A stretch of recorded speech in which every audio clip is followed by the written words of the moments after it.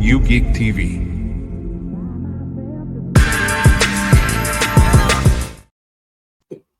Everybody a fucking comedian.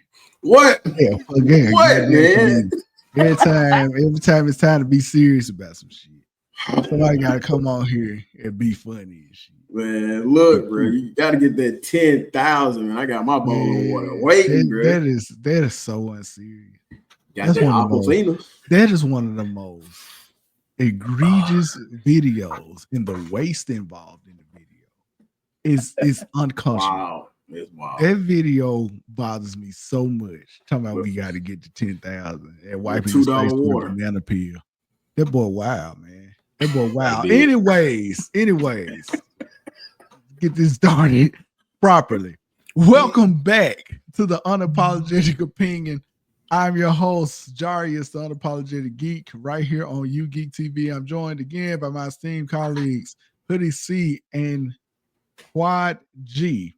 And today we will be talking about Magazine Dreams. We will be giving the spoiler-free review, the spoiler-filled review, and they will be documented in chapters if you want to skip one or the other or watch both. That's fine. After that, we'll get into the new Final Destination Bloodlines trailer and an off-topic topic that we'll discuss. We'll get there. You guys didn't know anything about this, so we'll get to it. It's going to be a pleasant surprise. But first, like, share, subscribe, all that good stuff. Leave comments about any of the topics that we talk about today. We'll be happy to respond at a time of our own convenience. With that being said, let's get into the show. And to start off, yet again, we are going with Magazine Dreams. This is the film that was very much hype before Jonathan Majors' unfortunate run-in with that Caucasian lady. And while that, it still remains to be seen if that actually cost him his career. It definitely cost him time in his career and opportunities. But originally this was going to be distributed through Disney, but it was going to be through like one of their subsidiaries. I think Searchlight, maybe. I forgot which one it is. But whichever one releases R-rated movies that are not Deadpool. They were going to put the movie out. They put it on hold, fire him as Kang, and then it went through a litany of other, basically development hell or production hell. And then eventually somebody picked it up. I think Zeus, like the Zeus network, had a part in producing this, which, you know, that's something. But it's crazy how much money they're making off of women beating each other's ass. And the Ninja Turtle dude from Pop the Balloon just crashing out on everybody. It's crazy how much money they making off of that. But here we are. This is Megan Good's husband, or yeah. Okay, I'm sorry. Wow. This is Jonathan Majors. And we said, I think on the episode we talked about the top 10 greatest actors ever, black actors ever. I think we mentioned Jonathan Majors, you know, had it not been for the trouble and everything like that. And he is a truly incredible actor. And there's no finer example of that than Magazine Dreams. I will say this without getting into spoilers because we will have time for that. This movie is not what they advertised on their first trailer. It's not. That movie looked like a man who wanted to live a dream and he was fighting obstacles to get to said dream. That is not the movie you get. We'll get to the movie you get in the spoiler section, but that's not the movie you get. I will say this, and then I'm going to kick it to Chris. Again, this is spoiler free. If I had to give like 5 points about the movie, an excellent performance by Majors. That's the first thing. Like, if you don't see this movie for anything else, watch that excellent performance. It defies whatever your expectations are. It's very visceral and almost surreal at some points. And again, we'll talk about that. The direction and the cinematography is excellent in this film. And my fifth and final point is this is a horror movie. Not by genre, but by definition of how it plays out. Make no mistake about it. This is a horror movie. Can't wait to get into the spoiler side of it. I will go ahead and get my score real quick. My verdict for Magazine Dreams is an unapologetically legit film, which is a 4 out of 5. I believe the way it finishes, it has like 2 false finishes. And I didn't like that. It felt like it drug at the end. But overall, it's an excellent performance. And if Will Smith can still get his Academy Award on the night he slapped somebody in front of everybody, I feel that there's a chance for Jonathan Majors, who pretty much it looks like Hollywood has really moved on from that whole incident. I feel like there's a space for him to get his award. That being said, Chris, spoiler-free review, go ahead. Yeah, man. Like you said, I ended up getting a completely different product from what I was expecting. This movie was a roller coaster ride for anybody who may suffer from anxiety, bro. Like it was off the wall, man. But again, phenomenal performance by one Jonathan Majors himself. He reiterated a lot of things that I said about him, on the very first episode we talked about him. I can't remember which one it was, but when I alluded to him being a master of manipulation of facial expressions, man, just you feel the emotion that he brings to each character simply by looking at his eyes or the way he, holds his head when he's looking at somebody, or the way he smiles. Like his whole face is like he's acting through his face. So again, phenomenal performance. He used every muscle in his face. Definitely. Phenomenal performance. I too gave the film unapologetically legit film, just because, like, subjectively phenomenal film, but personally, the tone was indeed a lot heavier than I thought it would be, and it did kind of rub me not the wrong way, but I guess I had my expectations set in one direction and it led me to another. So if you felt like this was going to be an inspirational movie, I understand where you're coming from. I do. The way you laid that out there, if that's what you expected, because that's what I thought. I thought it was going to be like this rags to riches type shit. Yeah. Boy, was I wrong. Greg, we so close to this spoiler-free review, and I know it's palpable for you at this point. But just for the sake of this conversation, my brother, can you give us a spoiler-free review, and then we'll really get into this movie? To be honest, I really don't want to give any spoilers. That's how good, and that's how bad I want people to go and watch this movie. Like, I'm not just putting this on because of Jonathan Majors. There's only one other actor that has really captured me with their acting, basically for a character, and that's James McAvoy in Split. Flawless. When I tell you he sold that, this is the level of Jonathan Majors. When you come back, when the chips are falling and everybody on your back and they praying on your downfall, this type of acting, this right here, bro, this is what we need from everybody. I kid you not, watching this movie, like Chris said, it was personal. It had a lot of things in it that hit me. I was not expecting this movie to go the way it went by any means. And it is a roller coaster.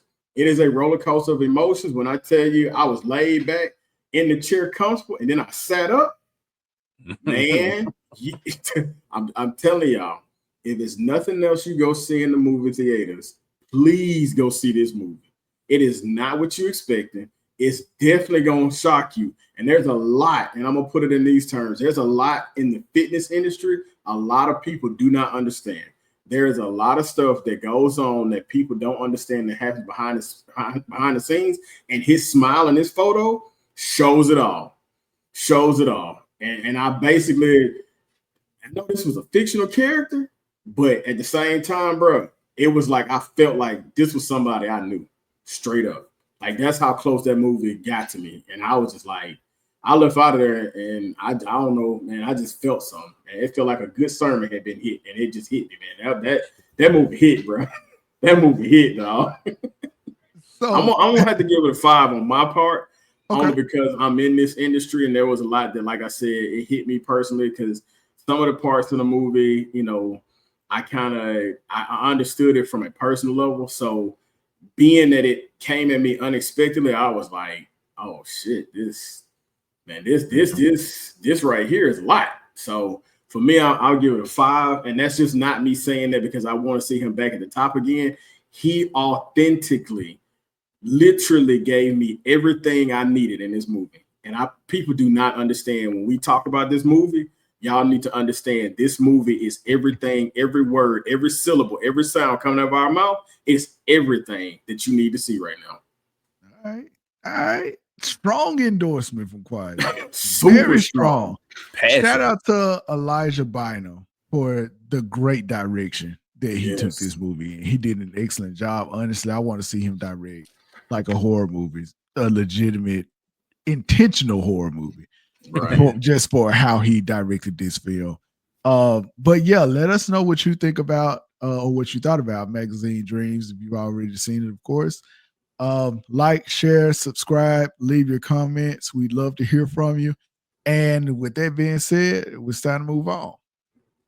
So, with that down and out of the way, we really, really, really can get into what this movie is and why we feel so strongly about this movie. I'm actually going to concede and let Greg start off with this because Greg, as you all heard, is very excited about this film. He took notes. Like he was in the group chat letting us know, hey, this shit right here was crazy. So I would love to hear an unleashed Greg talk about this film. Spoilers galore, whatever it is you want to do. Again, this is a spoiler part of our review. I will give a timestamp. Greg, go ahead. All right. So from the jump, I noticed, it was his mental, intellectual disabilities that he had. If I'm correct, I think he may be Asperger's because he was very functional, but you can definitely tell there were some mental disabilities that he had. He was over the top. There was no low balling. Everything had to be perfect from the way he worked out, from the time frame he got up to go work out, from what he ate. Everything was very routine. And I think that kind of plays heavy when it comes to fitness because everybody's on that side. But when you see how his mental disability kicks in, it's kind of like he has no choice but to be what he wants to be. It's not just about being a bodybuilder. This is him proving to everybody that kind of had him down that he's great. Regardless of what you think of him, he's a bodybuilder. The same when he was in the grocery store, he met Jessie. And he told her, I come in here when you're on shift, and that's when I do my grocery shopping because I enjoy seeing you. And he tells her, I'm a bodybuilder. I'm going to grow up to be, he says I'm going to be an IFBB pro, and he tells everything. But you also get, this is where it started to hit you because in the same breath he walks out, he comes back, and he's starting to try to ask her for a number, and he basically tells her that you're saying no. I already can see you're saying no before she could even answer. And he, overthinks it and pulls himself out. I know that plays a lot when it comes to bodybuilding. You overthink it. You don't know if you're good enough. So you go ahead and tell yourself no when you never even heard it. Just a couple of things I'm going to try to run down because when I tell you I got pages, but you can kind of tell his background. Hold on. I want to stop because you said something interesting there about confidence. The way I've always viewed bodybuilding is a contest of vanity. Mm-hmm.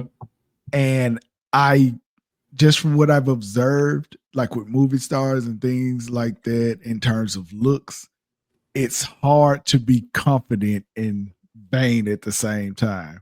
Honestly, it's the antithesis of what, or not antithesis, but the opposite of what vain is. Like there is a vulnerability there.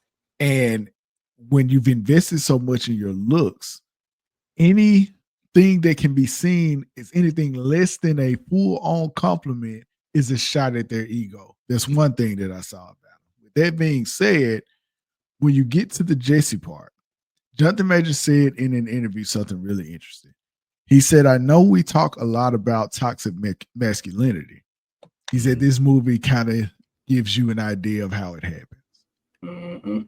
Think about women who talk about men, and when the man asks for their number and they turn them down, all of a sudden they are fat, ugly, whatever, right? He did a version of that to Jesse. He's like, oh, you might got a boyfriend anyway. Yeah. And he not stormed out, but he left. Skedaddled. And that quote that Jonathan Majors gave immediately went to my head. I'm like, that is how it starts. That is where that toxic masculinity starts at. And it's really a lack of confidence in your masculinity that gives the opportunity for that toxicity to rise. And we see that play out over the course of this film. Chris, I wanted to give you a chance to really chime in and just let us know how you were feeling like with the whole beginning of the movie. And we're not going to go like frame by frame, but just within the context of what we're talking about right now, what are your thoughts?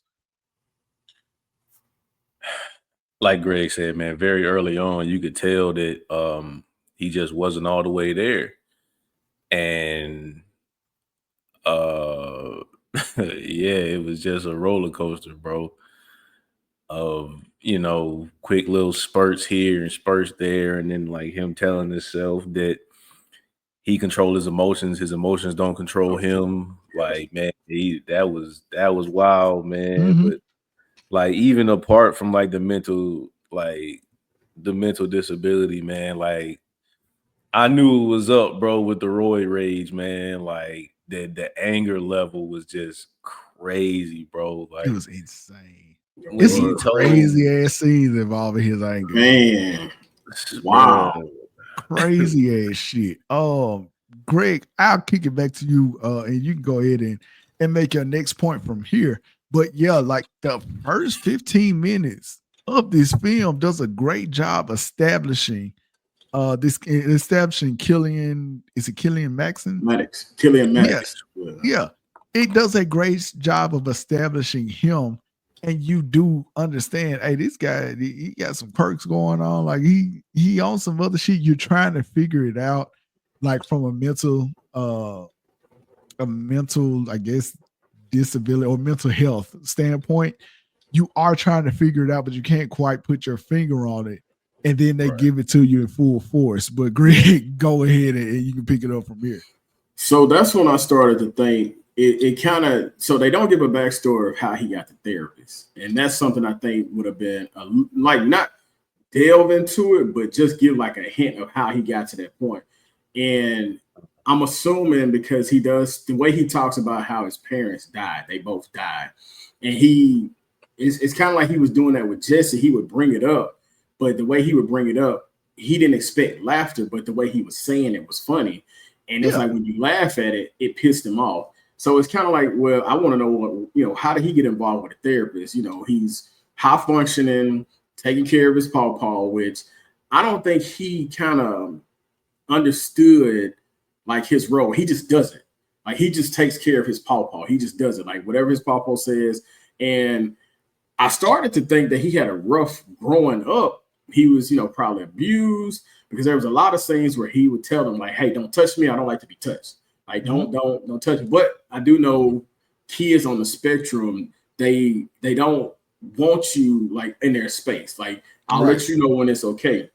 When it came to another thing that I noticed, I'm pretty sure y'all paid attention to the environment or the time frame that it's in, and you see how white people looked at black people in that time frame. It was like the early 2000s. I think it was 2003 actually, because it was on his camera. It was 2003, and you could kind of tell he kind of skated around them because the woman was standing in front of him at the meat market, and she swapped sides on her with her purse, and it made him think, you know, what did I do wrong? In his mind, it made him think he did something wrong. So he stepped back, you know, to make her, you know, make her feel good. And he tried to comfort her. And it was just throughout the movie, you started to see more and more in that time frame. It had to be something significant. I can't pull it to my head right now. In that time frame that he added that in the movie. He added that specific type of environment, the early 2000s, for a specific reason to see how that time frame was. But when it comes to his like roid rage and being on the spectrum, he did not play. I really feel like when he told you, I will come over there and I will blow your head off and something with your brains, he was legit going to do that. Because y'all know the scene with the painter. Oh, I got you. I got you. Here we go. Yeah. Here we go. The scene with the painter, he was like, I'm gonna let y'all, you know, dive in on that too. But the scene with the painter, I'm gonna set y'all. Yeah, the scene with the painter, I'm gonna leave it at that. Yeah. Yeah, we're not talking about that. We're not talking about the fight. We're talking about the first one. Oh, I got you. Yeah. When that boy told that man that on that phone that he was gonna come over there and blow his head off, I said, oh, okay. I was like, all right. Wait, well, it kind of gave me some falling down vibes a little bit. Y'all remember that? Was it Kirk Douglas? I believe. Yeah. And he gave me that vibe, and I'm like, all right, this boy's at his tipping point or whatever. What I did not expect for him to do was get in the car with Death Miller playing, and he driving down the street, and he pop up in front of the store, and I'm like, all right, so it's clearly closed, ain't nobody there. I said maybe he'll shake the door and all that. I did not expect that boy to go full Kong on them damn windows like that. My eyes. He pulls up in a Merc. My eyes, right. That was your first flag. It's the car he was driving. The car he was driving was your first flag. That boy pulled up and he proceeds to beat the shit out of this damn store. And God forbid if somebody had been available for him to punch. Right. He clowned, and when you thought it was over, he went back and clowned again. Right. Cut himself up. This lady with her little dog looking at him, he hops in the car, drives off. This man passed out from his injury. And he wakes up, and then that's when they kind of lay out, all right, the steroid use is messing with your kidneys and all that. Mm-hmm. This was after he recorded a video, a 3-hour video of like himself doing the different bodybuilder poses and everything like that. And I think the anger from seeing those comments on YouTube where they were telling him he should, you know, off himself and all that kind of stuff led to him exploding against the painters who wouldn't come back and finish the Pawpaw's paint. And he went over there, and the first thing I thought the whole time was, how is this motherfucker not in jail? Thank you. No. When I tell you there was a prison cell with his name on it somewhere. Pretty bow and all that. My thing is, if you the owner of that store, you know who did it. The motherfucker, the best guess, is this the motherfucker who told you that he was gonna blow your head off? Chris, at this point, if this is the first inkling that this movie was unhinged, where were you at this point? Shit, man. It's hard to even put into words, bro. I mean, you know, and it was funny. Not funny. I guess it was more kind of ironic how the therapist had asked him the same thing about him saying the same thing to the nurse. And then he repeated that shit on the phone. He's like, I'm finna come over there. I'm finna split your brain open and drink it like soup. I'm like, what? What did you think? That was the line. Yeah, he did it. That was the last part. That was the last part I forgot was the soup part. Yeah. He did it. And then, like you said, man, like, and the crazy part about it, bro, was like, I don't even know what was going on. I don't know if he was having like a heart attack or if he was just having like some chest pain, but he was powering through the pain to destroy this paint store, bro. Like you are in dire need of help right now, and He only was thing he beating thought that shit about up like was George from proving. Rampage. Yes, he was trying to prove his point about how dare you disrespect this veteran. Yep. Yeah, this war veteran. How dare you disrespect this war veteran and not come finish this paint job, even though they finished the paint job. They did. It just wasn't. They needed another coat, and they Another told coat. him, "All right, Yeah. if we coming back, you need to pay for it." Now, were they being assholes about it? Absolutely, but Right. you don't get to do that. You don't get to go and destroy the store because that's how you feeling, you know, about that whole situation. So we move on from there. The doctor tell him, "Hey, man, you need to stop the steroid use." Mhm. And from there, he sneaks out of the hospital because they wanted to give him surgery. What was the surgery for? It didn't he have like some He had benign lumps tumors. on the tumor. Yeah. Yeah, tumors on Yeah, his yeah, yeah. liver. So he had that going on, and he leaves. And then in terms of his chest, am I to assume that it was something with his sternum, like he pulled something when he was Not, lifting? I think so when he was limping, I'm trying to think when he was limping out of there, I think he may have hurt us. It was something I want to say heart related because of where he was grabbing it. But Yeah, when I he thought was his heart was failing him. yeah, so you know, because they showed it a couple of times, but when he was limping out, I think he cut his leg too. I think Yeah, he he cut his did. Oh, he leg when fucked he was himself up. yeah, he fucked his hand in the leg when he cut himself because he kicked that window. He kicked it. That's what did it. Yeah. So the reason I'm thinking about the sternum injury, remember it happened when he was on the video. He lifted one time and then he doubled over. And that's why I was like, maybe it was a sternum injury or whatever, but he wouldn't stop lifting. Like he kept playing through the pain essentially. So we move on from there. He done fucked up the store. Destroyed that. Oh, we forgot. He told the lady when she looked at him, they made me do this. And then jumped in the car. Yeah, he did, which another toxic masculinity trait is the lack of accountability. Yep. So then we move on. Is this the point where Jesse at? Yes, Jesse comes back to him. She got his number from the store manager, or whatever, or shift leader. She asked him out. Now, Jesse ain't too bright to me because all of the red flags should have told you that this is not somebody whose company you should be in this moment, right? Right. And this little white girl then came up to this man who, you know, there's a lot to be concerned about. But she just did what we've seen people in horror movies do from the beginning of time, and that's just proceed forward for the sake of the plot.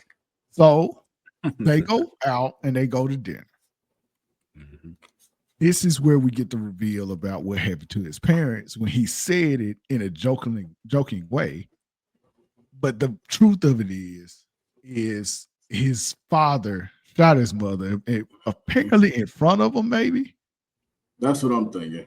And then shot himself. And now you have the picture of what trauma this child went through. But you also have a portrait for somebody who is increasingly mentally unstable and likely very dangerous. And this is the point in the film where it turns into the horror movie the first time. Because I'm like, this is a very volatile situation that Jessie has found herself in. If you offend him, you got to worry about what comes with it. But if you make him feel like he has a chance, you got to worry about what comes with it too. And the tension here, it starts to come out. This is the first moment I felt like he earned the Oscar to me. It's when he talks through the dedication that it takes to be a great bodybuilder. Mm-hmm. And he wheels off those lines effortlessly, just like that. And it's wonderfully, masterfully done because you're hearing somebody who has such great passion for bodybuilding But you also see a man who has his hand taped up and everything because he just crashed out and decimated the store, all because they wanted to charge him to come back and finish his pawpaw's painting, paint job. So at this point, yeah, I'm very much concerned, and I'll kick it back to Greg on this. Where were you with this scene? Because there's a lot of stuff that goes into the bodybuilding side of it with what he ordered to eat also, which I thought was fascinating. Go ahead. Incredible. Like, so he was very meticulous with how he ordered his stuff. It had to be a certain way. No, I don't want this extra on here. You have to put it like this. And it was almost like, this is where I knew there had to be an intellectual disability they had, because they sometimes, and I hate to say they, but people with intellectual disabilities sometimes they don't understand how they say things. Like, she was asking him, do you want everything on it or something like that? And he was like, no, that's stupid. I don't want that. And because he was like, I'm a bodybuilder. So, you know what I'm saying? Like, the way he was saying it. But like, he she was supposed to know. Yeah, you know what I'm saying? Like, she, in his mind, he was there already. He keeps that throughout the whole movie. There was no time, I think, until like closer to the end where he started to think, okay, this is not working out for me. But the whole movie, he had made it. He was it. He was Brad Wonder, whatever his name was, which when we get into that's wild.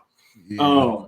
But when he ordered I think he ordered chicken, he ordered a steak, a baked potato with nothing on it, something else. And this is another side of it when you saw how Jesse saw how he ate. Because I believe Jesse was dealing with weight problems. And she made a joke like, oh, boy, you can eat. And it did not sit well with him. And he was like, I eat 6,000 calories a day. And, you know, he was just, mouthing it off. But he just kept ordering food. And she was just like, dang, dude, eating. And I think she felt self-conscious of how he would think of her. Because she didn't know the bodybuilder he was fascinated with. She didn't know anything about bodybuilding, and she just kept making jokes. And I think she started to understand, like, maybe there is something wrong with him. He thought he had half the menu unseasoned. I wish I would have. If I had known that he was going to order that much stuff, I would have took a pen out and wrote it down. I didn't know that. That man ordered 2 sirloin steaks first, 2 6-ounce sirloin steaks. He went on to order some other stuff, stopped and said, no, make them porterhouse steaks. Y'all know how big porterhouse steaks is, right? Yeah. That man got 2 baked potatoes. No, he had 1 baked potato, light bacon, nothing else on it. He ordered like a regular chicken breast. He joked about ordering onion rings and fries or something like that. Yeah, he was like, nah, I don't want that. He was like, that's ridiculous. I'm a bodybuilder, that's ridiculous. And he proceeds to order like another $120 plus worth of food. Easy 100. The lady was getting ready to take Jesse's order. This man interrupted and kept ordering shit. I looked at my wife, man. And people who are in combat sports or in sports like bodybuilding, weightlifting, all that kind of stuff, it really is crazy the amount of calories and carbs and protein that they eat. And it sustains them. And they can just move on and just go about their day. Dog, if I ate this shit, I'd be ready to go sleep. And they still going. And it was just crazy. And I looked at my wife and I said, honestly, if he was a real bodybuilder, he probably could sit up there and eat all of that with no problem. That lady said she wanted a shrimp salad. That's all she get. That's all she got after all of that. So we go from there, and Jesse is becoming increasingly uncomfortable. And then she figures a way out. And at this point, Killian is very much into himself. He's into bodybuilding. He just keeps going on and on. And then she figures out a way to just leave. She said it was a family emergency. And the waitress tells him after 10 minutes, which is crazy. The waitress knew 10 minutes ago. Let me tell you what that tells me. Jessie did feel like she was in danger. She said, wait, give me a 10-minute head start. I'll be at the house by then. I'll be at the house by then. By the time you tell him, I'm gone. He don't know where I live at. He don't know where I live at. I start a new job tomorrow. I'm out. I'm gonna kick it to you with this because Greg, I thought you were headed there, but you took a zig when I thought you were about to zag. It's exposed in this moment to me that Killian has an eating disorder. Yeah, it does. I wasn't gonna hit on that. Yep. And that's where the bodybuilding comes in. Yep. He has an eating disorder because after she leaves and it's confirmed that she's left, all that fried food, the fried food that he joked about ordering, he ordered that shit. He ordered that shit. And proceed to get everything else that was fried on the menu to go with the healthy stuff that he already had. And he was gorging on it. Chris, the reveal of him having the eating disorder, like, how did that hit for you? Man, I couldn't tell. Like, I was stuck between that and like really like an escape mechanism for Jesse just ghosting him like that. Yeah. You know, it could have been the way he's always dealt with his problems, you know, with and it kind of, I don't want to get too far ahead, but you know, because I think we're gonna end up covering that toward the end. But there's a scene later on that, like I said, we probably gonna cover where he interrupted a kid and was like, "Don't drink that, you'll get fat." Man, I think that's what he grew up doing, Yep. gorging himself as a kid to get away from the pain of watching his mom die. And I think that's why he ultimately went into bodybuilding, because he was tired of being joked about being the fat kid and whatnot. So that all kind of like it stuck with me in that moment. But later on in the movie, when it got revisited, I was like, that is why he destroyed That's how it them hit me. burger and them fries and them onion rings. Yep, that's Because all that exactly how shit it came hit back me. to him. Yep. Yeah. And like at first I was thinking about it with the restaurant scene. But when they come back to it later on, and yeah, we'll get there. Yeah. I was like, yo, that's what it is going on. What I like about this movie, we're gonna move on because I believe, we're about to get to competition day, which was a roller coaster ride of a scene. I love when a movie shows me something and doesn't tell it to me. Right. Because Tyler Perry would have just given us some exposition. And at that point, we would have found out everything that we need to know. Or Lee Daniels would have did what he did in Precious and show us the graphic effect what was going on. And thankfully, we got some tasteful storytelling. Shout out to Lee Daniels. Oh. So then we get to competition day. Killian wakes up, tells Pop, hey man, I'm going to the competition. And I think Pop says, make me proud. No, he said, I'm gonna make you proud. Yeah, he tells Pop he's gonna make him proud. Which was said, I'm already proud. One of the few heartwarming moments in this film, by the way. Very few. And this man is packed up and he ready to go, man. He got his game face on. If he qualifies, I think he told Jesse if he wins or something like that, he qualifies for the next level. Which, Greg, you can tell me more about that than our level. And goes outside, and the van plastered on the side with the painter logo on it pulls up. And boy, it's trouble. Man, that man came up with that steel pipe, and he said, is your name Killian? He was like, yeah, I'm here, motherfucker. Boy, them three dudes got the wailing on them. But let me tell you something. That man is still King the Conqueror when it comes in view. And for a moment, I thought Killian was about to whoop all three of their ass. I thought he was bad, bro. Let me tell you something, man. It's a phrase I come across in these times for some Robotomer shit in my house. Boy, they was rolling in the deep out there, boy. Man. They was rolling in the deep outside. If that man didn't have that steel pipe and hit him, I think it's when he hit him in his arm, which broke it.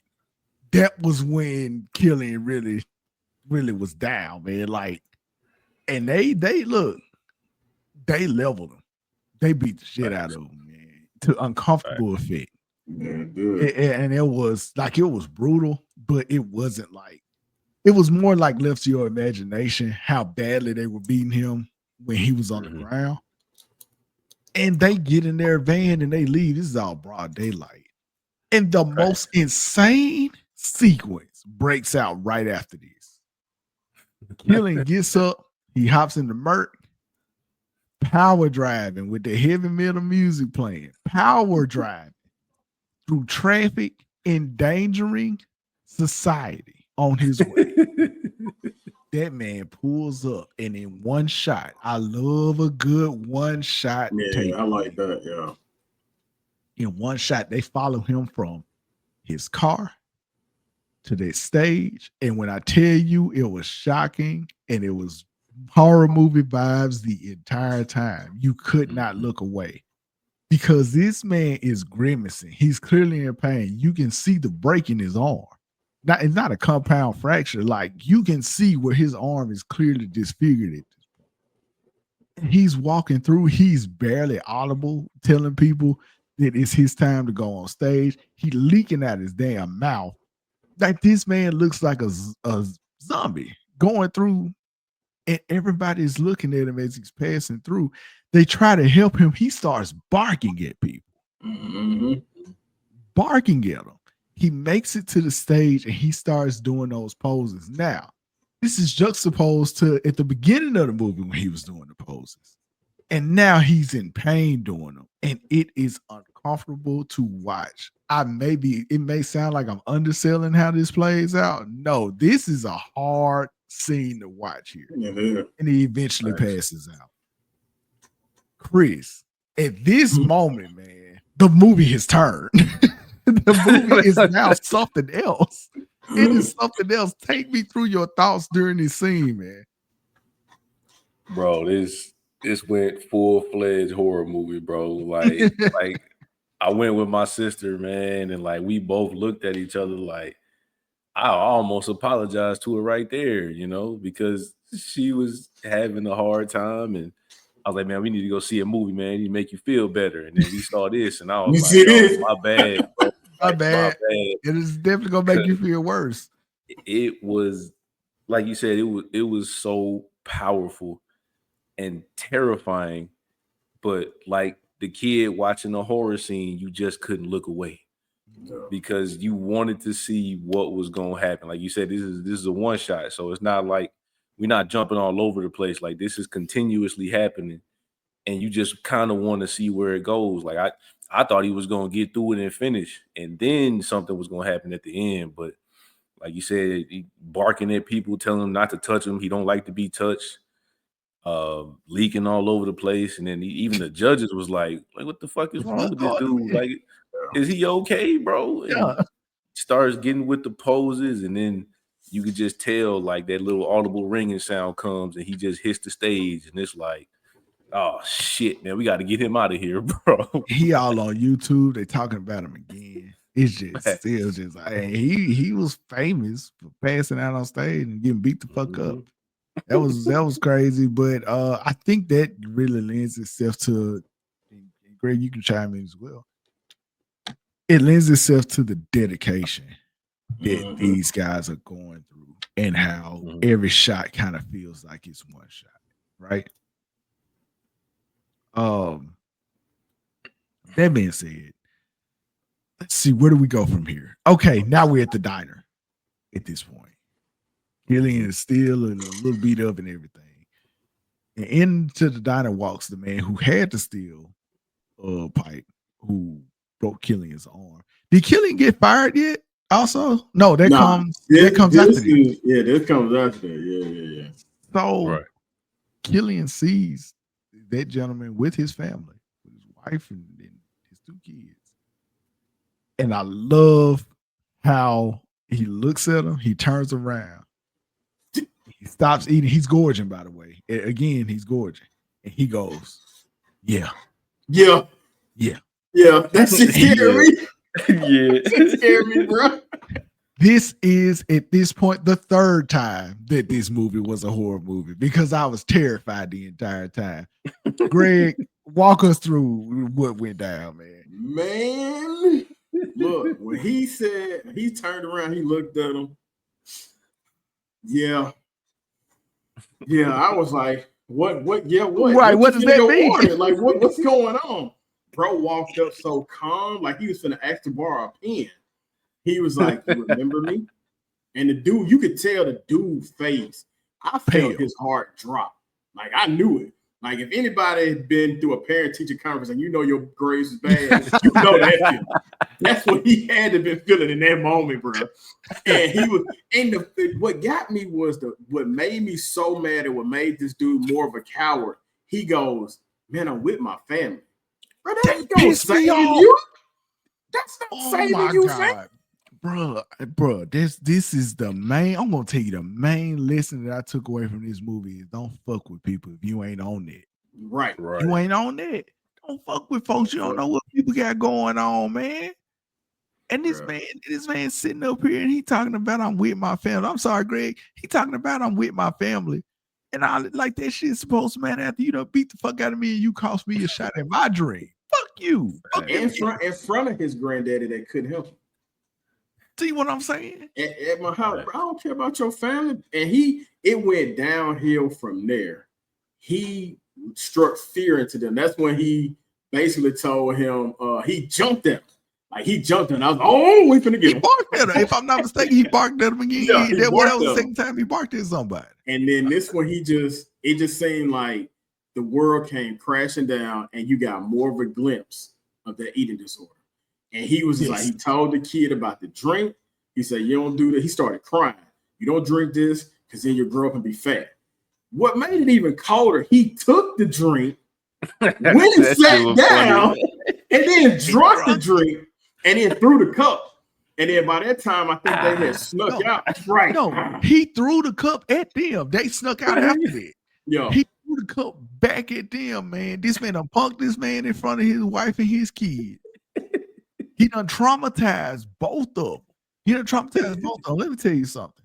The second moment, if he wins an Oscar, the second moment that highlights why is the whole one-shot take. Mm-hmm.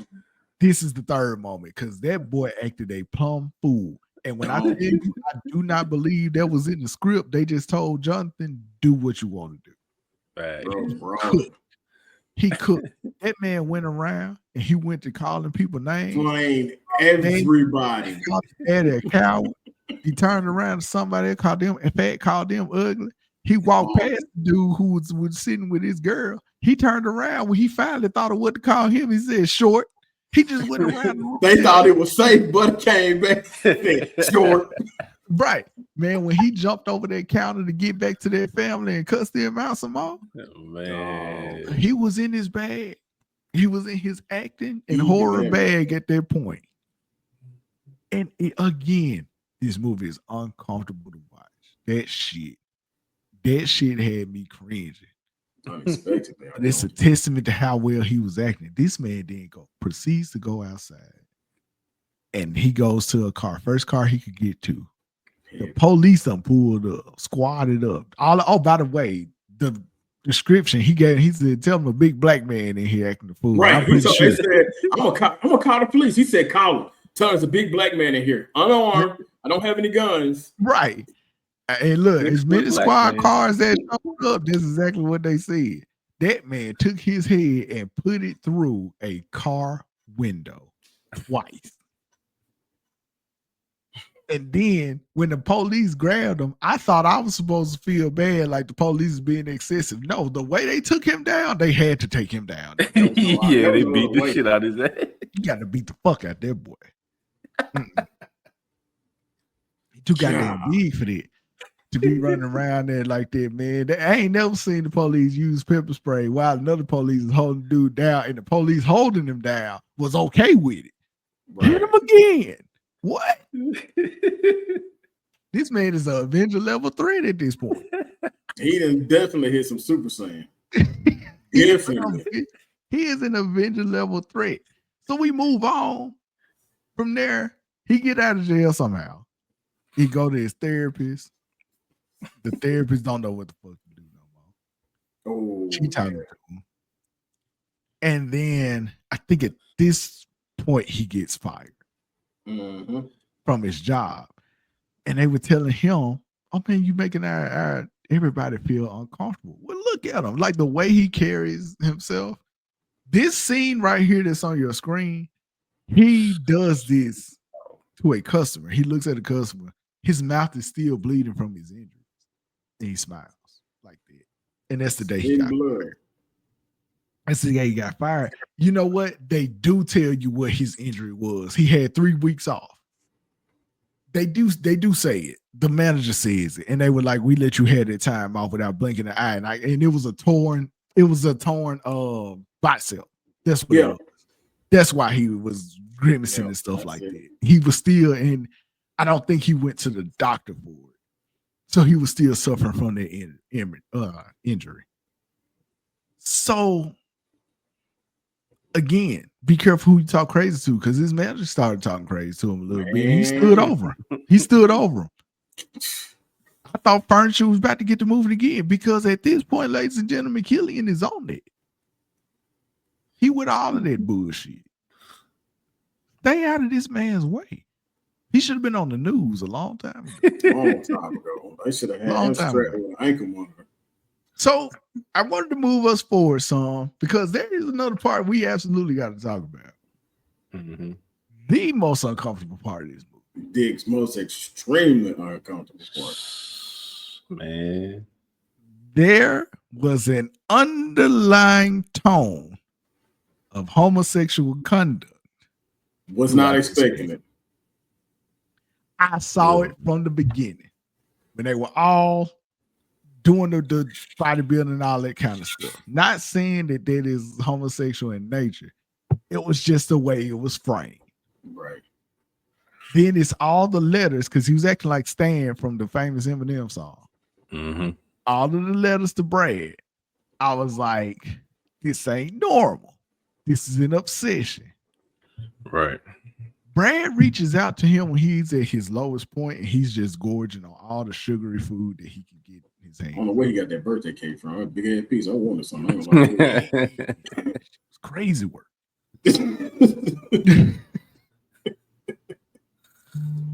Brad reaches out to him, who is this super famous bodybuilder that he wants to emulate.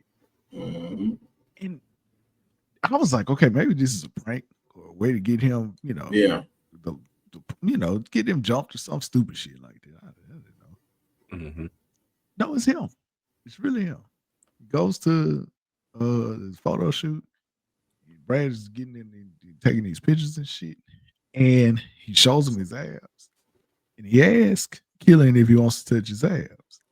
And all of a sudden, this movie is getting sensual. And I'm like, that don't sound right. I said, what are we doing?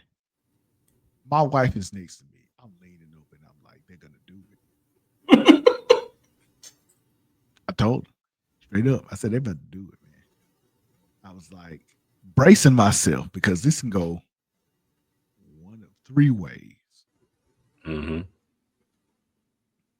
You can go the way of Moonlight, which really didn't go there. Really didn't go there. You can go the way of Brokeback Mountain. It went there. It kind of went there. But the way you don't want to go is the way of P-Valley. Facts. I'm bracing myself at this point. They went with the most tasteful ways to handle this situation.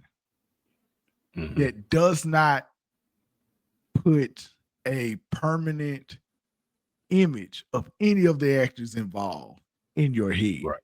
And they move on with the story. Yep. I appreciated that, because the gratuitous nature of the other parts of this movie is there. If they had gone full Tarantino in this moment, it would have just been par for the course. They did not. You basically get it's Killian waking up. This is how they made this scene uncomfortable, and I'm gonna kick it to Greg on this. All right, know what you're saying. It's the soreness in which Killian moved with when he was trying to put his clothes back on. Mm-hmm. That was a lot. because it gives you that undertone of it kind of being not 100% consensual. You've heard stories about people meeting their idols, and their idols just kind of go past all of the flags in which they should have stopped, and they were about gratifying themselves, and they preyed on people who looked up to them. Right. All of that happens at once. Then you got Brad in the background talking to his wife, talking about he love and miss her, and all that kind of stuff. And when Killian leaves, Brad doesn't even give it a second thought. Yeah, it just that scene was insane to me. And when I tell you, like, this movie is not what you think it was gonna be initially, Greg, as this is unfolding, man, like what are you taking away from it? So there was a lot that led up to this point. If you notice, Killian watched a lot of porn.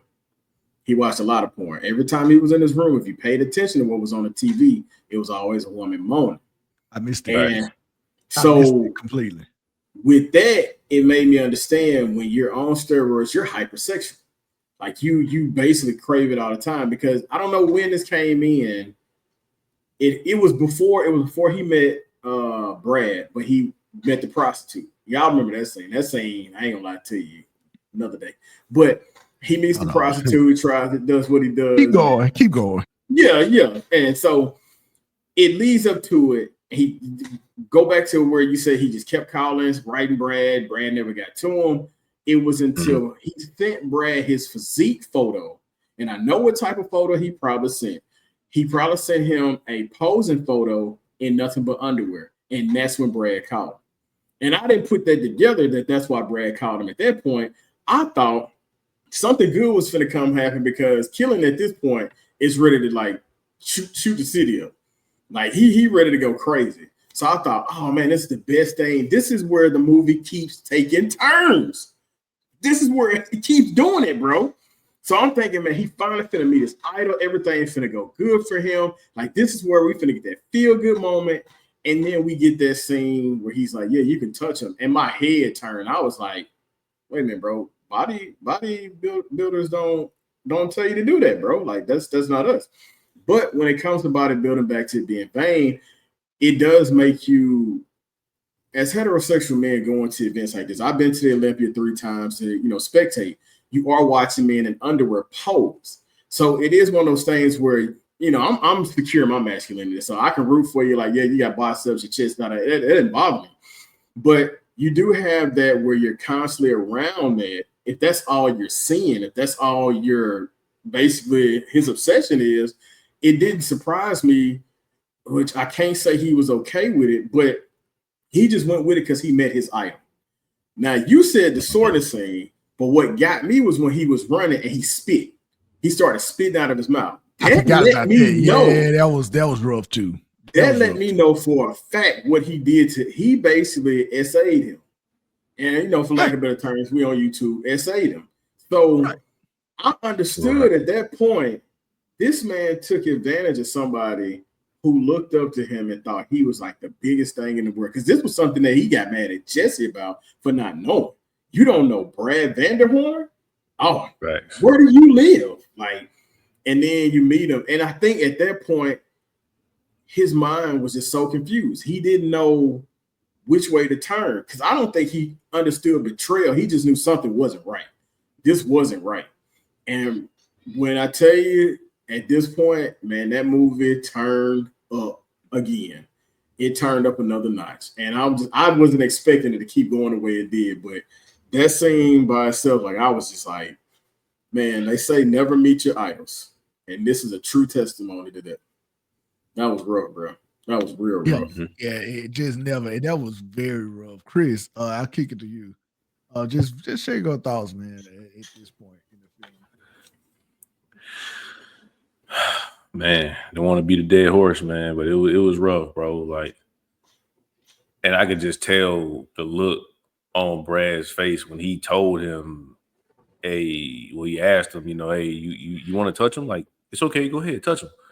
I could just tell from the look on his face, bro. I was like, man, they about to go way left. Like, like you said though, man, I'm just glad they did everybody justice and didn't put it on screen. Right. But, even the actor playing Brad. Right. Michael Hearn, which is the old Gladiator. He's from the show Gladiators. That's who this is. Oh, okay. Yeah, he was. I can't think his name that he was in Gladiators, but that's who he is. That's Michael Hearn. He's a very well-known bodybuilder. All right. Yeah, but I appreciate them just not going all the way. But so he's gorging on their burger and fries, and then I think he speaks with his therapist, and I believe that's the last time his therapist sees him.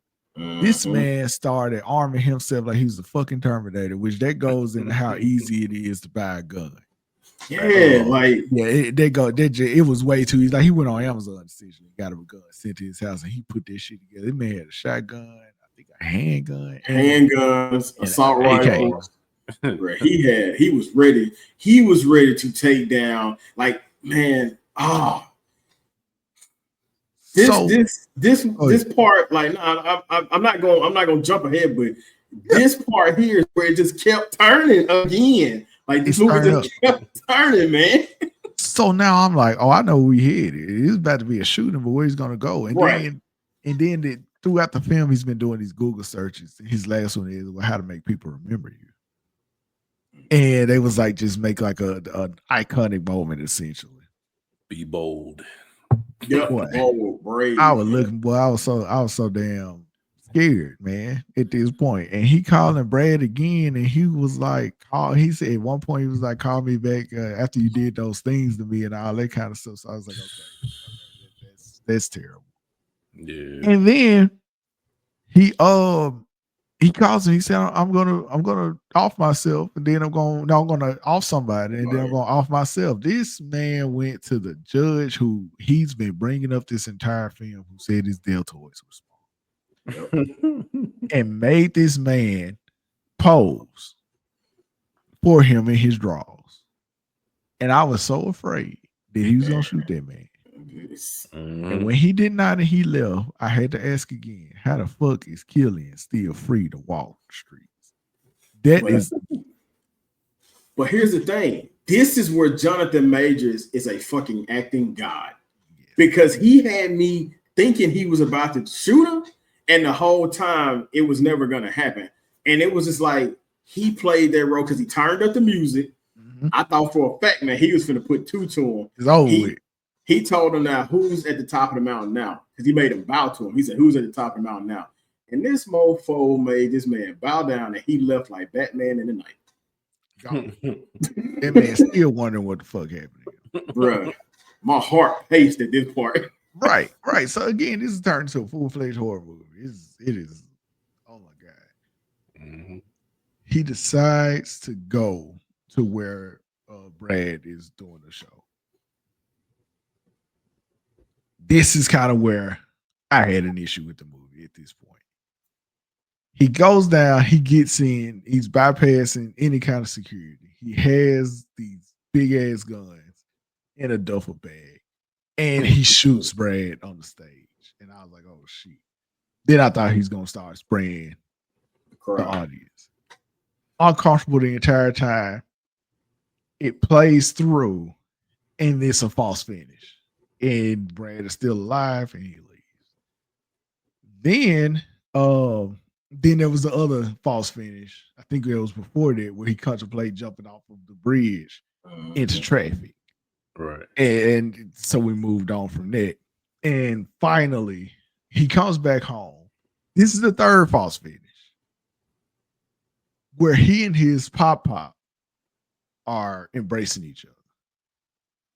And I thought he told Brad he was gonna off himself. And after off I thought he was about to take his grandfather out. Man. I thought that's what I thought. Man. I'm terrified the entire time. But the message was about you don't have to be toxically masculine all the time. You can feel your feelings. And his grandfather embraced him. I love the image of two black men embracing each other and getting through their troubles together. That was a beautiful moment. You're right. And then Killian dismantles his guns. He finds a love in himself. Honestly, it's pretty great ending. He finds a love in himself, and he hangs his own picture up alongside Brad and other famous bodybuilders, and he says he has his determination to do his own thing. He's recording again, and he just go through, and he has that determination to become this like superstar bodybuilder. But he's found a love for himself. He threw his steroids away also. Mm-hmm. And he just embraces himself after all the trauma that he's gone. It's good ending. I still don't understand how he's not in prison. Facts. This man is a Grand Theft Auto character. He a certified crash out. He got I don't understand how he survived all of this. Now, we went through a pretty heavy segment there. Mm-hmm. But I want to add some levity.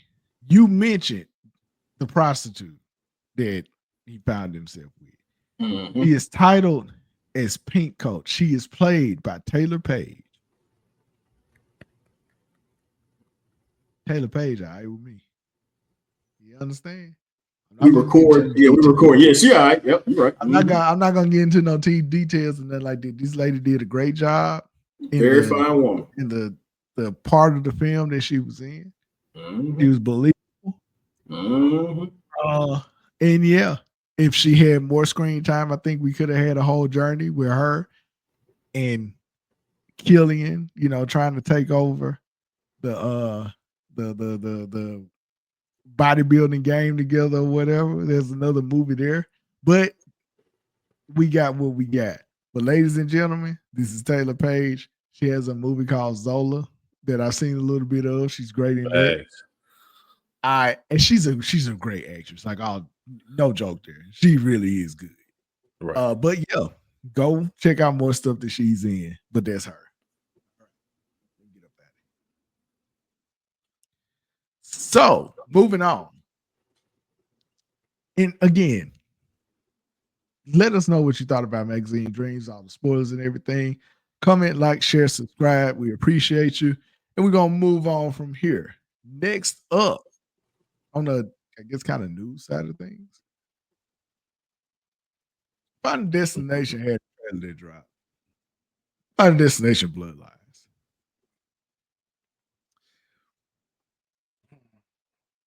Greg, go ahead and start first. Man, look, okay, so I saw it, and of course it's the same fashion. One domino falls, causes the world to collapse, blah blah blah blah. We mentioned this. I don't like origin stories. Like, I don't like, hey, this is how this started. This is where this is coming from. This is Final Destination. Like, we don't need an origin story in Final Destination. Like, this is just random events that could possibly happen. Because everybody knows we grew up with the logs falling out the truck that traumatized the millennials for years. For years. Like, nobody drives behind a log truck, period. I don't care if it's fake or not. We don't do it. But I don't feel like this series needed an origin story.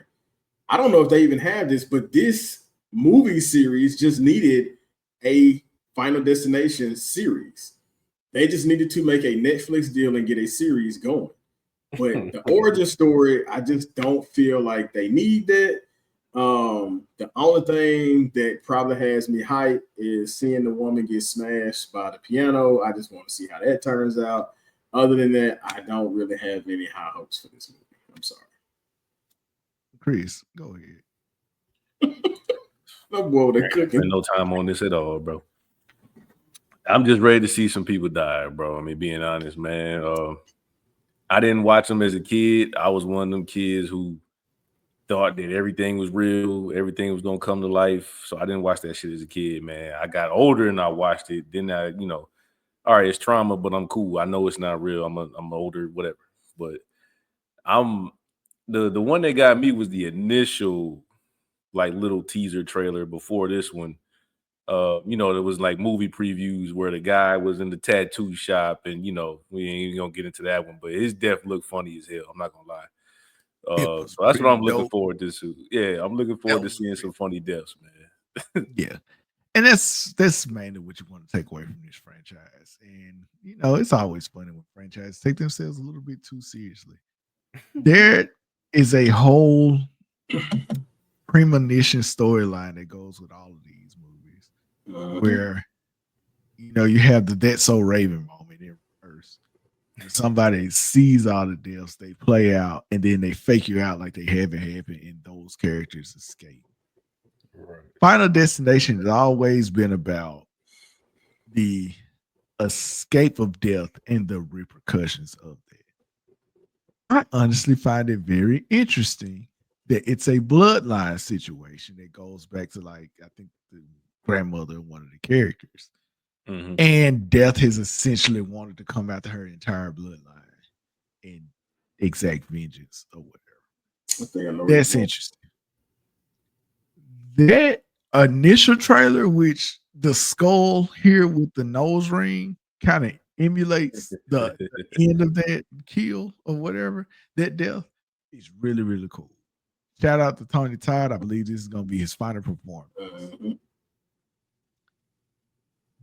The first one, the first part of this trailer where we go through the glass and the ice and all these domino effects that have to happen. And it looks like a damn escape room when it's playing out on screen. You got to figure out what the fuck is going on. Then you see all the bullshit. Then, of course, it's going to be a premonition. That shit is going to happen about 10 times in this movie. I am oddly compelled to go and see this shit when it comes. And I really don't want to. But I feel like I'm going to have to just to get it out of my system here. I'm not excited for this movie at all. Really. I'm with you, Greg. I'm kind of over origin stories. I don't understand going back to take us forward unless you're Paradise or This Is Us at this point. Right. Like, I'll accept it in that, but I don't. Why do we need an origin story for death? It's death. Why do we need it for Final Destination? It does. And it makes you wonder, like, is there big business in movies absolutely bombing? I remember watching a movie or a TV show where it suggested that studios fund movies they know are gonna bomb because it's like a part of the checks and balances of the studio. Like, you gotta do it, right? But we really need it. We really need to find a destination.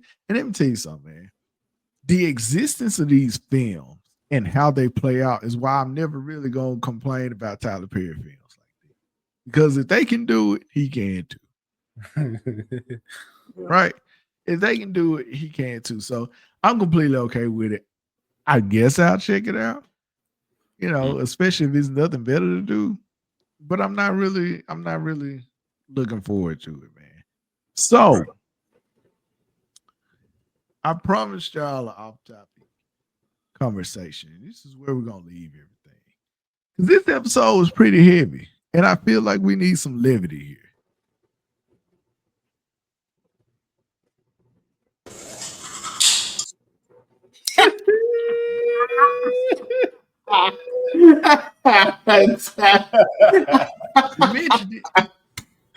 You mentioned it. Let me tell you, hold on. Let me preface this, y'all. I literally did not know this man was doing this. I made a joke, and that was it at the beginning. I had no clue he was doing this. Yeah. So I've been working on another show. It's called Unapologetic Reaction. I think I'm gonna go ahead and drop the first episode, but I do cover this video. And I thought it'd be some good cross promotion if we covered this video together over here on the Unapologetic Opinion. I have thoughts about this, many thoughts about this, but this is kind of taking the internet by storm for better. I mean, crazy, bro. Wow. It's everywhere. Oh, I man. think this is Ashton Hall official. Apparently, he is a Alcorn alumni, which I feel a way about that as a Jackson State alumni. So whatever about that. And this allegedly is his morning routine. He's telling us this is what he does every morning, y'all. And it goes into like people who are super successful telling you got to get up at 2:00 in the morning. You can't go to sleep until 1:59 at night. That kind of shit. And so here we go. This is what this man says you have to do to be a successful man, to you know, really achieve the pinnacle of who you can be. We're gonna analyze this video together, and there will be pauses, so I don't even think I've seen the whole video. So you communicate your thoughts. You gotta lock in, Greg. You gotta lock in, because you brought this on yourself, Greg. I did, man. Dang, you did talking all that shit. You right. Right. My bad. It's all good. Oh man, 3:52 a.m.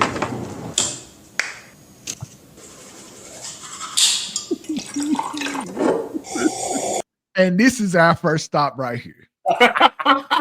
This is our first stop right here. Oh man, come on. This man rinses his mouth out with, I think, this Saratoga water. I see it right now at your local Target. Saratoga has seen a 1,600% increase in searches, online searches. I know that is translated into money.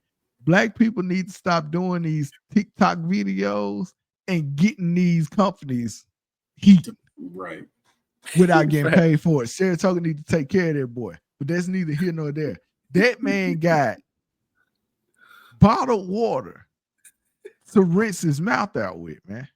You know, because tap ain't gonna get it. You don't trust the sink, bro. He don't.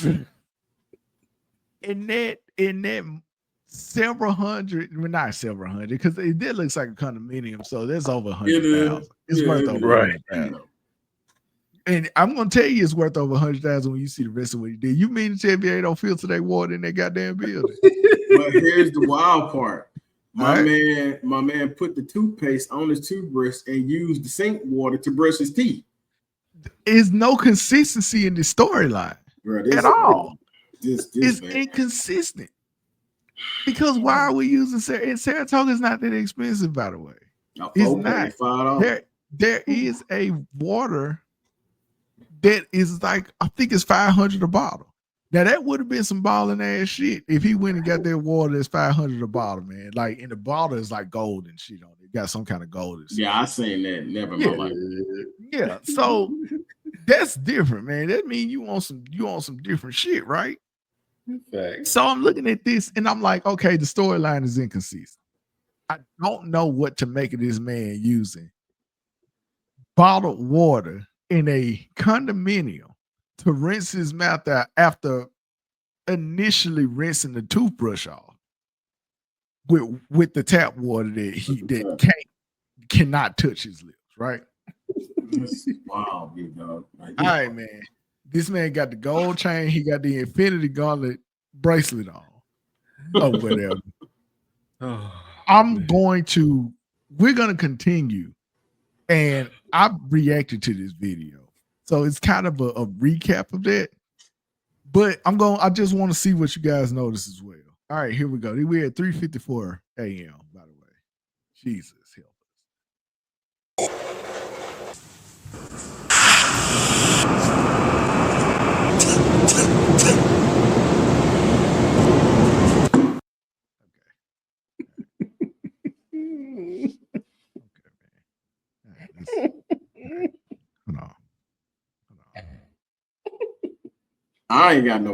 I'm like Birdman. I don't have no more talk. This man went outside,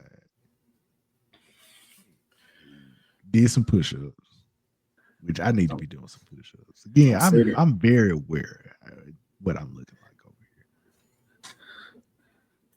He did some push-ups. He crouched down, dropped it low. He looked over he looked over the city that he's taking over. Clearly.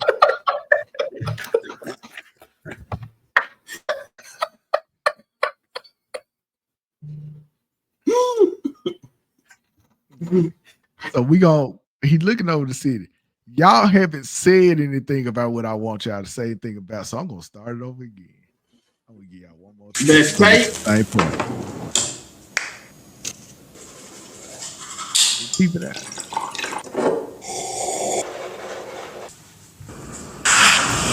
Hey, taking over the city now.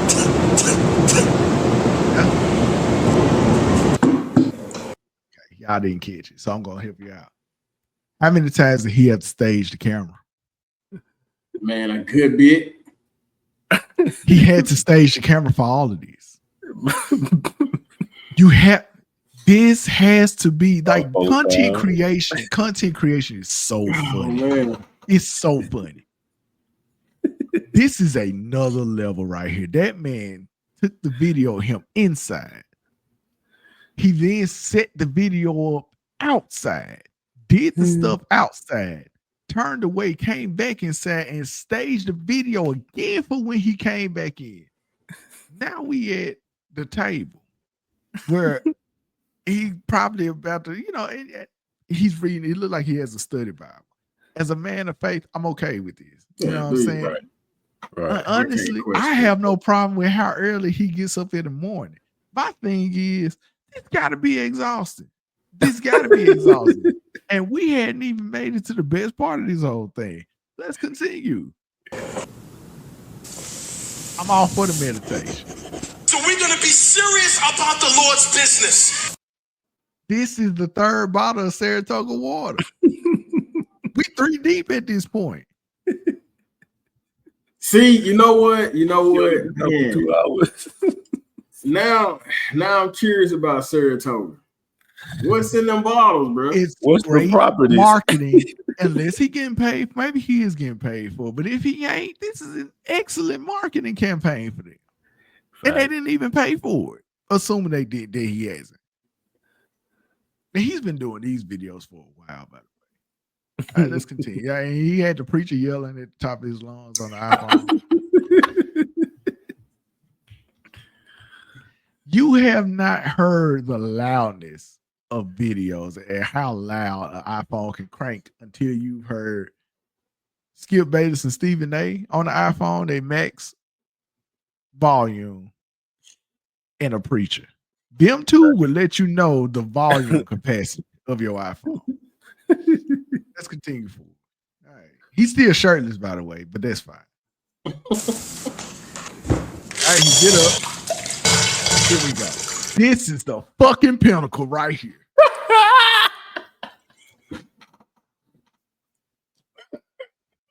I hate to see a grocery bill. I hate to see a grocery bill.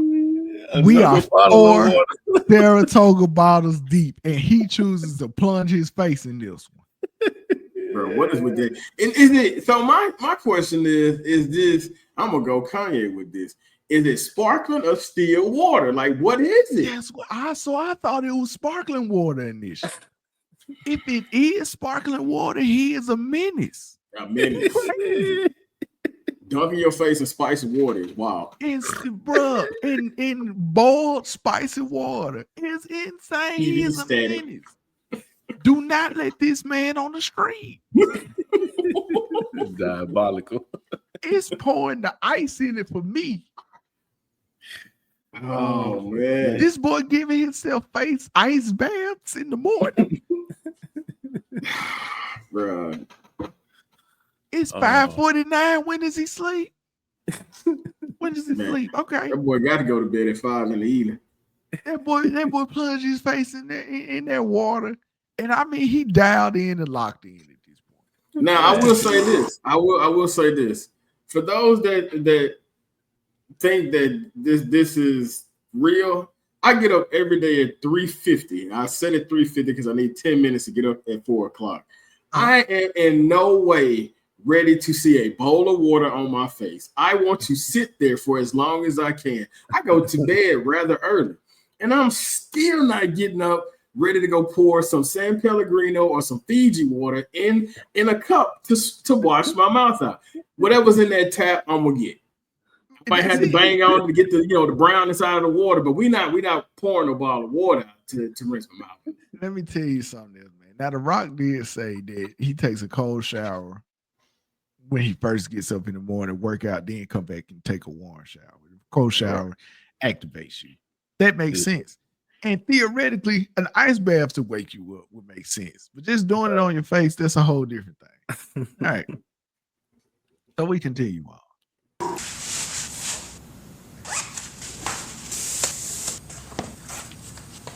Gearing up.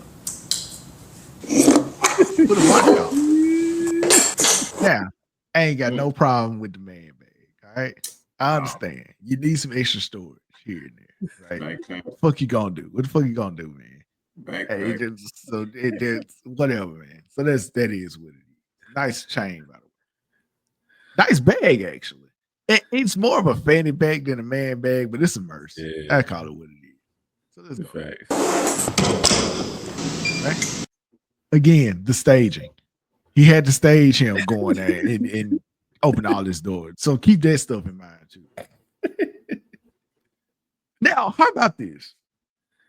And I said this on the initial reaction. What if he has a cameraman? So he buying Saratoga water and he paying somebody to document all this shit in the morning. Fact. Fucking crazy, right? Get it. Come out of there. He goes to the pool.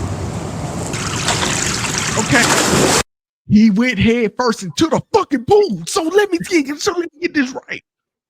You trust that water. But not the same. Not the tap. I don't think y'all. Hold on, go back to where it started when he jumped in the pool. Let me show you something Buddy had told me. Oh, you probably already know. Oh yeah, it took him 4 minutes, though. 4 minutes to dive into the pool. Watch it. Oh, hold on. Look at the time. Bruh, what was you doing for 4 minutes in the air? Like, what's going on, dog? I didn't notice that. I didn't need to, but he brought it up. Hey, he got the levitation talisman from Jackie Chan Adventures, man. My man, stop. This boy's on the time-space continuum. Hold on. So this water is fine to go into his nose at the very least, right? Right. Yeah. It took him 8 minutes for the water to get started and get hot, I guess. I don't know. Now I'm looking at the timestamps. Now he got a towel from the concierge. Stayed.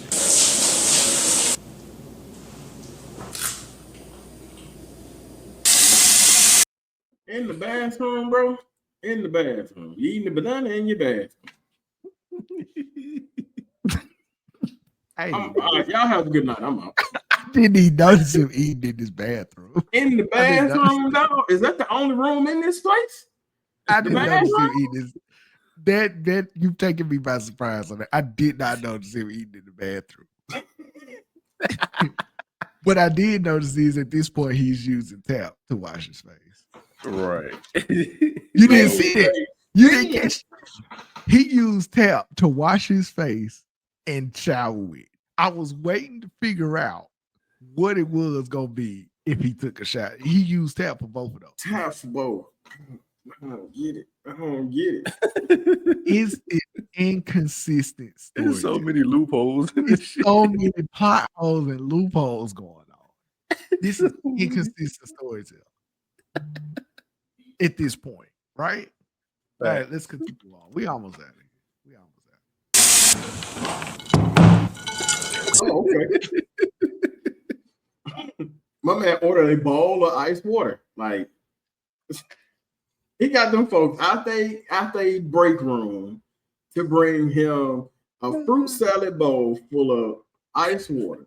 I want confirmation if this is a white woman, an Asian woman, or a light-skinned woman that's doing this. but she's faceless the entire time. She's faceless. That man ordered some more water to hop on a conference call. Here is the inconsistency here. How does he dry his face so it won't get on his clothes? Right? He got to have a hand. He also did a full face care routine before plunging his face in the water. So he has to reapply the moisturizer. Right. Here we go. He's on this conference call. So looking at it, bro, we got to go ahead and get in at least 10,000.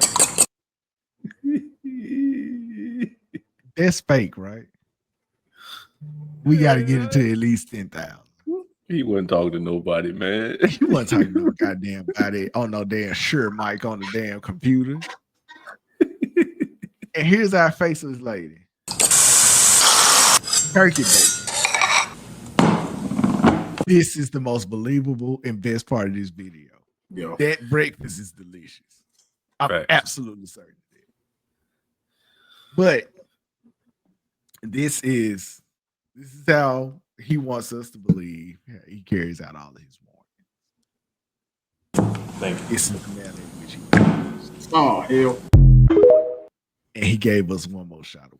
If this man don't take a nap by 10:45 in the morning, He gonna die. He got to. There's no way. He's gonna die.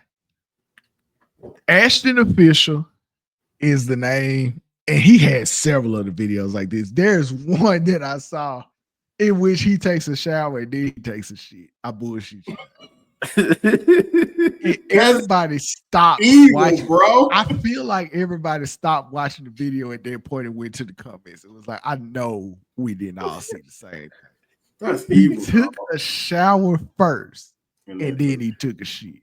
Bro, that's Hey, have y'all seen this basketball one?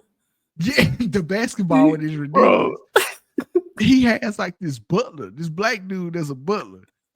And the dude just stand there while he's shooting hoops or whatever. His jump shot is not bad, to be honest with you. But at the very end, the black dude hand him a big ass slice of watermelon and it fades. Like the video just cut off at that point. Now you got more questions than answers, right? Bro, what if this the Rock? What if this the third person the Rock gonna bring on for WrestleMania? Dog, that would be top notch if he did that, bro. Oh man, bro, it's another one. It's a dude that does it too, but he wake up in like this spaceship Vader mask before he gets started every day, man. And I had the video, but I don't have it queued up, and it'll take too long. But dog, these people are crazy, man. They bad shit crazy. That's crazy, man, to sit up there and just stage all of this stuff. Talking about you got to get it to at least 10,000. What you mean? In the new video, he said you got to get it to at least 20,000. We did 10,000. Now we got to do 20,000. Now he's aware that people are like, talking about him and all this kind of stuff. He about to ruin his own joke. But, bro, it's too much. What did you think of, and his name again is Ashton Hall Official on TikTok if you want to see more of the videos he put out. What do you think of this morning routine? Let us know in the comments, like, share, subscribe, all that good stuff. We appreciate you because goddamn. All right. So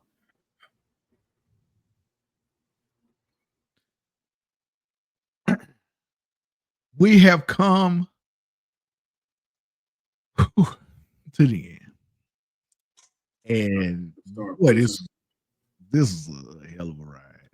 This episode. Goddamn. Yet again, like, share, subscribe, comment. We appreciate all the views, all the support, all of it, everything. Once again, on behalf of my friends, my colleagues, Quad G and Hoodie C, this is Jarius, Unapologetic Geek. You are looking at the Unapologetic Opinion right here on U-GeekTV. And with that being said, we are out.